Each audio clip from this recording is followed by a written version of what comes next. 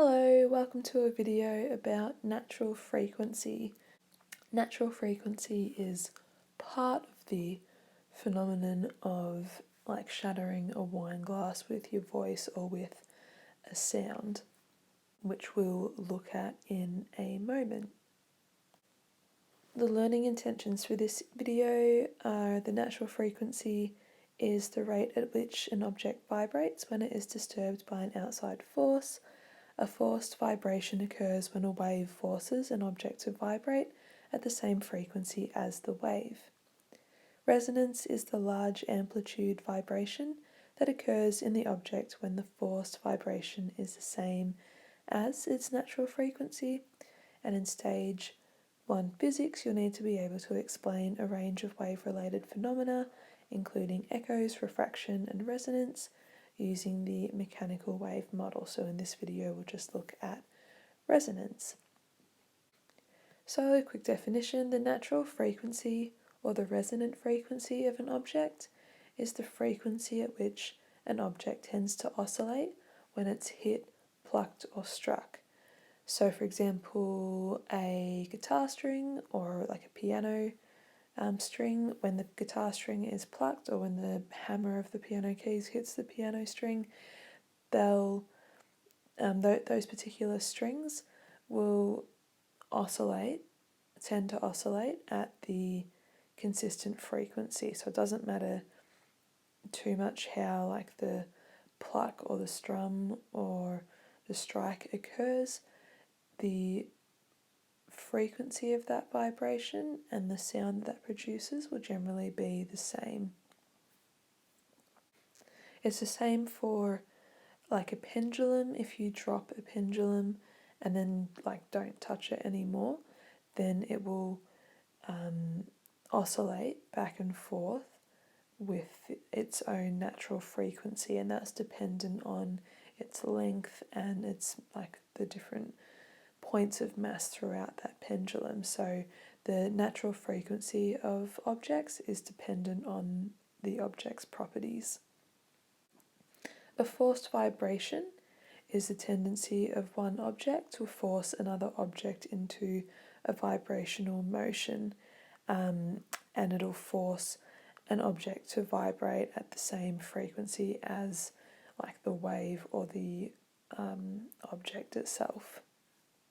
So the frequency of a vibration due to a forced vibration may be different or equal to the object that's being forced to vibrate. It may be equal or different to its own natural frequency.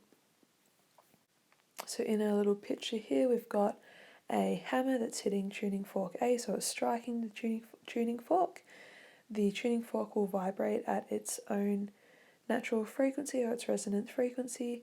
The sound waves will be emitted from the tuning fork and they'll propagate through the air to hit tuning fork B, which may then start vibrating as a result of that forced vibration. Resonance occurs when the frequency of a forced vibration is equal to an object's natural frequency, so the object will then vibrate with the larger amplitude. And a way of thinking about this is if you imagine a swing that's swinging back and forth, so that's just the natural frequency of that swing. If you push the swing in time with the frequency that it's already swinging at, then if you're pushing it at the right moment, then it will swing higher. So resonance is kind of like the forced vibration adding on in perfect timing with the object's natural frequency. So then the like particles of the object or the object itself will vibrate with a larger amplitude. And this is what happens in the shattering wine glass trick or thing or whatever you call it. The glass particles, the glass itself already has its own natural frequency, and the sound waves of like whoever singing into the wine glass produce a forced vibration that is equal to the natural frequency of the glass. So then the glass particles will then vibrate with a much greater amplitude, and because of the internal stress that this causes within like the whole glass itself, it will shatter because of the internal stress. This type of thing can occur in infrastructure. So there was a bridge, I think in America somewhere, called the Tacoma Narrows Bridge.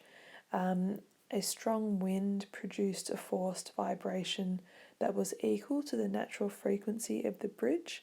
What happened then, the bridge vibrated with like a much greater amplitude, because though like the natural frequency was then stacked on by the forced vibration, and the bridge collapsed due to internal stress. Resonance is also important in the human ear and I guess other species' ears, depending on how they've evolved.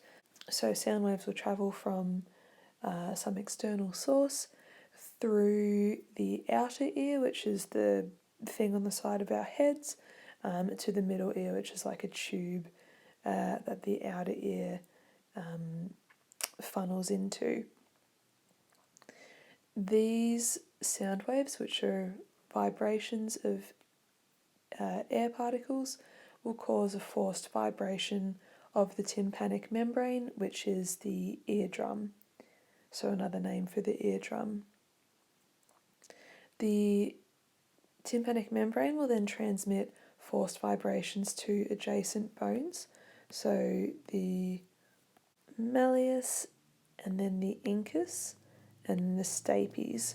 So there's 3 bones that are on the inside or like closer to the brain than the eardrum. These bones will then amplify the sound and transmit it to the inner ear, which is called the cochlea. The cochlea is covered in what's called a basilar membrane, and this has a range of different natural frequencies. So the cochlea kind of spirals around, and the basilar membrane covers the cochlea. And it's also covered in hair cells.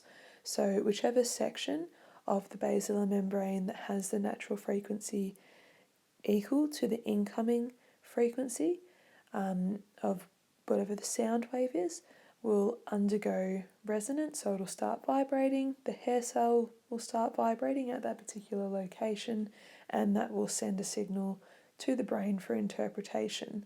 So that's how the brain interprets sound, via the ear.